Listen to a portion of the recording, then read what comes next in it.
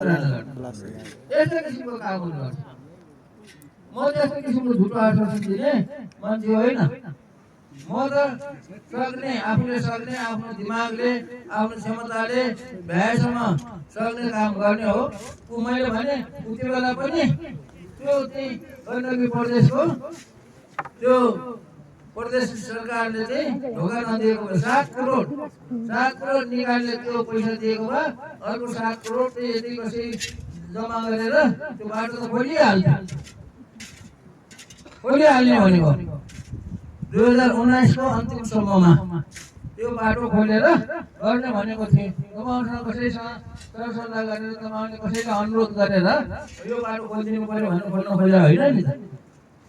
म त पर्यटकहरू नेपालमा पर्यटकहरू कसरी हुन्छ भित्र आउने सरकारले पनि त्यही भन्छ कि पर्यटक भित्र आउने भनेर त्यसको भ्रमण वर्षहरू मनाउँछ।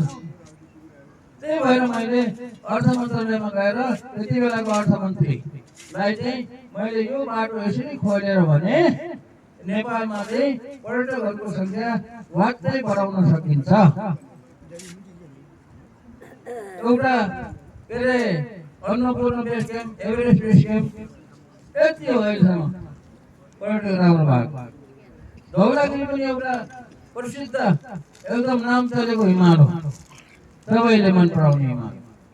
यो बाटो पनि यसरी खोल्नुपर्छ भनेर म उहिले मेरो आफ्नो बुद्धिले लागेको हो नि, सकेसम्म गरेको पनि हो।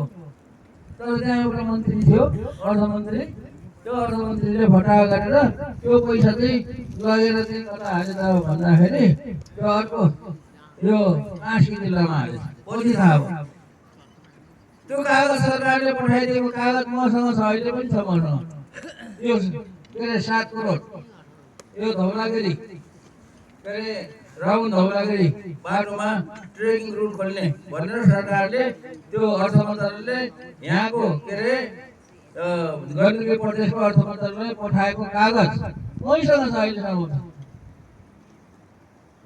तर के गर्ने, नेताहरू फटा हुन्छ, उनीहरूले आफ्नो ठाउँमा लग्यो। त्यसैले अब म चाहिँ जनतालाई यसो गरिदिन्छु उसो गरिदिन्छु भन्ने केही बात गर्दिनँ।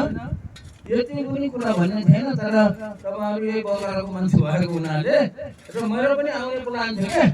म पनि त्यति बेला अब यो नक्साहरू त उसमै बसेर कम्प्युटरमा बनाइयो, यसरी यहाँ यसरी राख्ने भनेर त्यति बेला यतातिरको मान्छेहरूलाई पनि सोधेर कुन ठाउँबाट बस्ने यताउता गर्ने सबै ठाउँको नक्सा बनाइयो। अब नक्सा बनाएपछि नक्साबाट हिँडेर आउने भनेर अब एक राउन्ड चाहिँ गर्ने भनेर प्लान पनि गरेको थिएँ मैले। तर अब त्यो बजेट निकाल्ने यताउता गर्दाखेरि चाहिँ अलिकति त्यो